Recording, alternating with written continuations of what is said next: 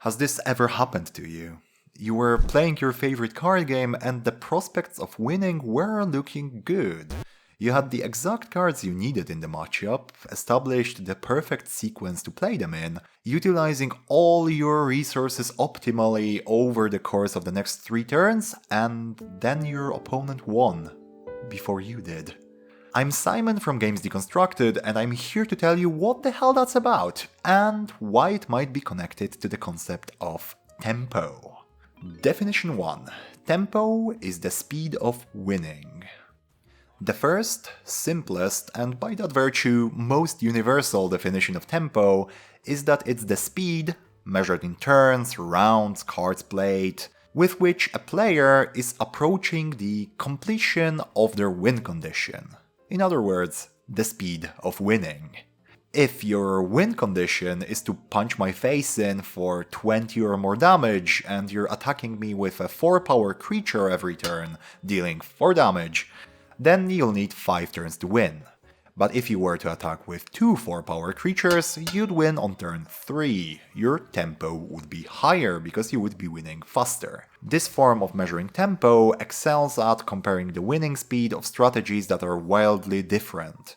If I'm trying to go face with creatures and you're assembling Exodia in your own corner, even though how we approach the game differs by a lot, we are both X or Y turns from winning at any given point.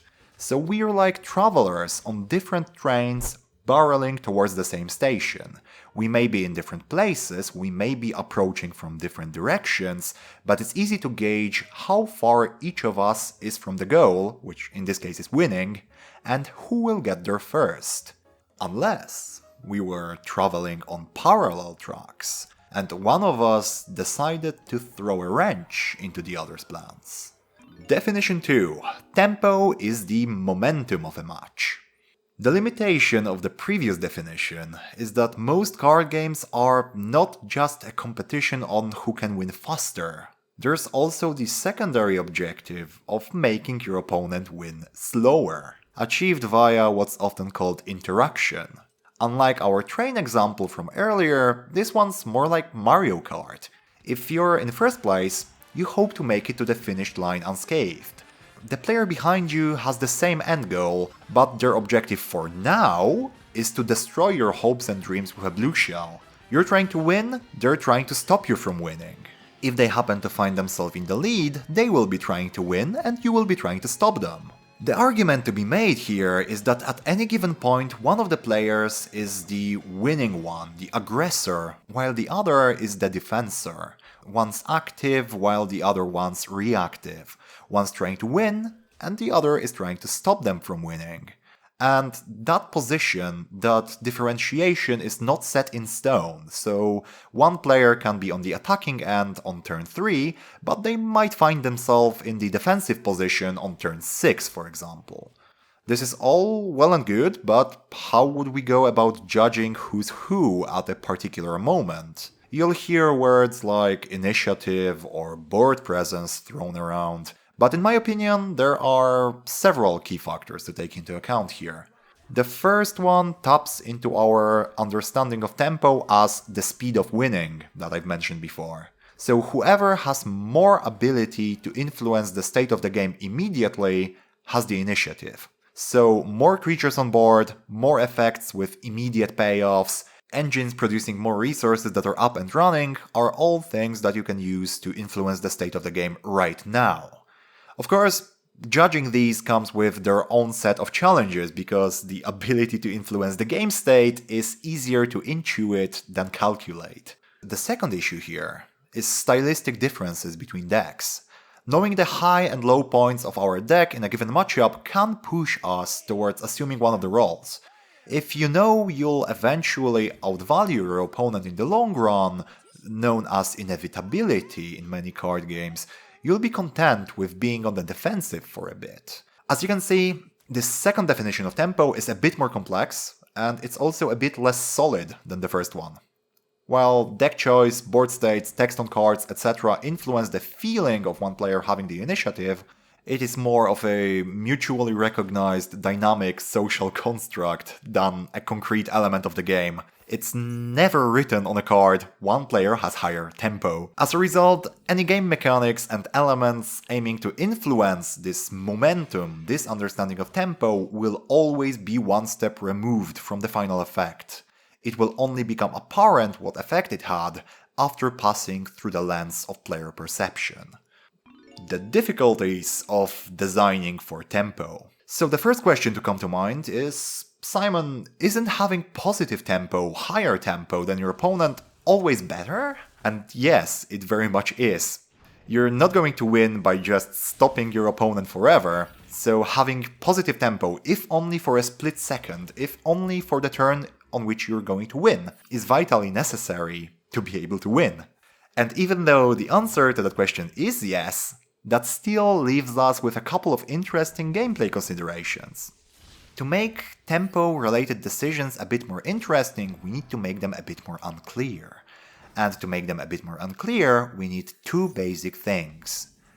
Opportunities to regain initiative during a match, because otherwise whoever plays the first card is going to be winning ad perpetuum, and incentives to make the occasional low-tempo decision in return for a different payoff. Otherwise, everyone will just play the most immediately effective insta-slam, bam, thank you ma'am cards.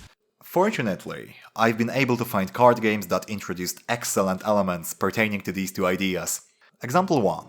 Legends of Runeterra and Attacking as an Outlier. Normal baseline cards in Legends of Runeterra are played in alternating order. So I play one, you play one, I play one, you play one, etc. There are also cards with different speeds, which you can play, for example, in response to your opponent's cards, like instants in MTG, or in response to your own, chaining multiple cards within one time unit. The difference between player turns comes into play with attacking during a particular turn, comprised of however many cards both players want to play, of course as long as the resources allow. Only one of the players can choose to attack, and they can make that decision, or decide not to attack of course, at any point of the turn.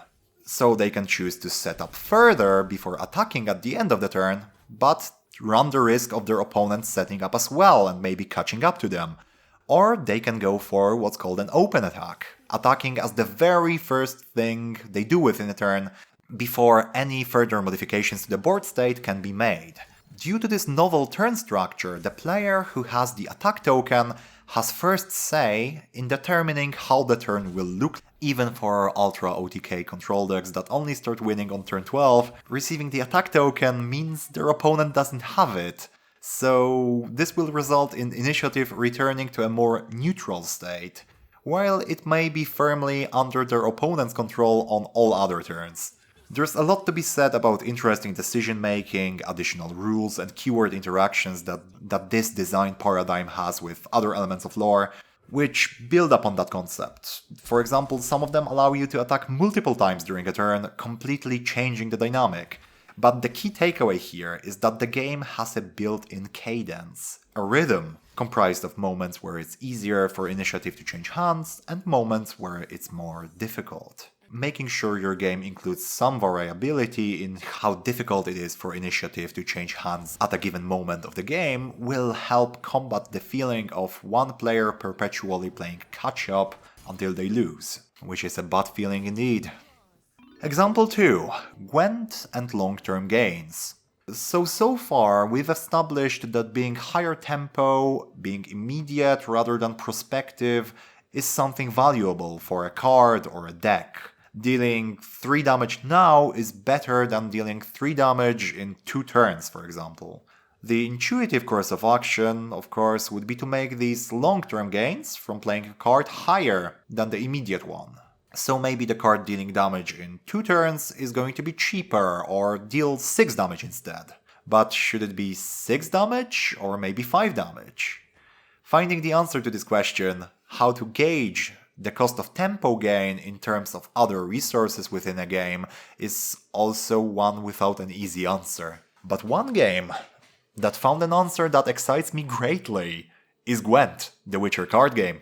Cards in Gwent, especially the quote-unquote boring bronze cards that make up the brunt of your deck and are easy to compare, could be split along the immediate versus prospective axis. You've got cards with an immediate payoff and so-called engine cards that grow in power after they are played and catch up to their high-tempo counterparts within a couple of turns. So I can play this dwarf to get points immediately, or I can play this elf, which will catch up to it in a couple of turns.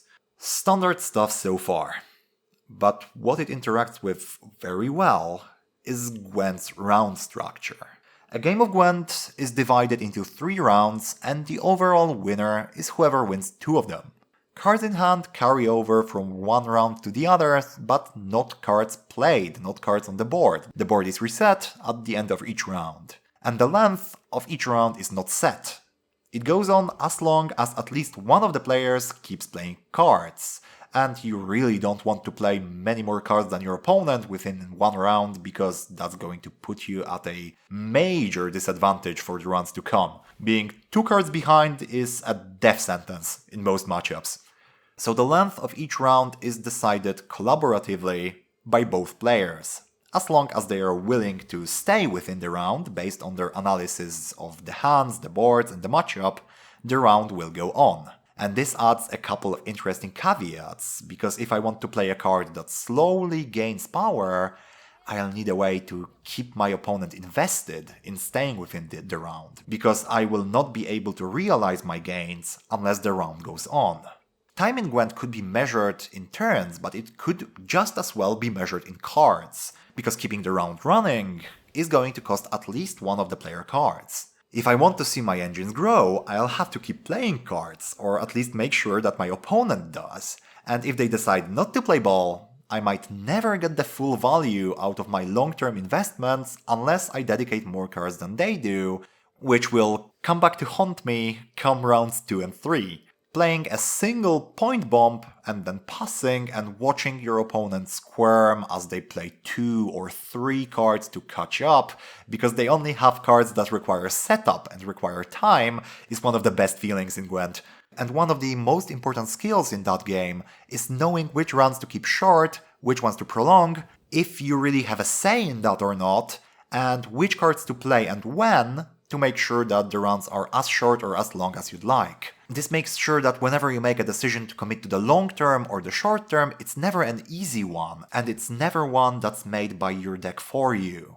Both of the presented games and their respective design teams show an understanding of the fact that making the decision space around tempo interesting for the players requires not only printing cards that are interesting in terms of being high or low tempo, so your bounce cards, your multiple copy minions, your resource denial cards, your temporary cards, but true excellence here also requires building a bridge between tempo and some of the game's core concepts, some of the core mechanics.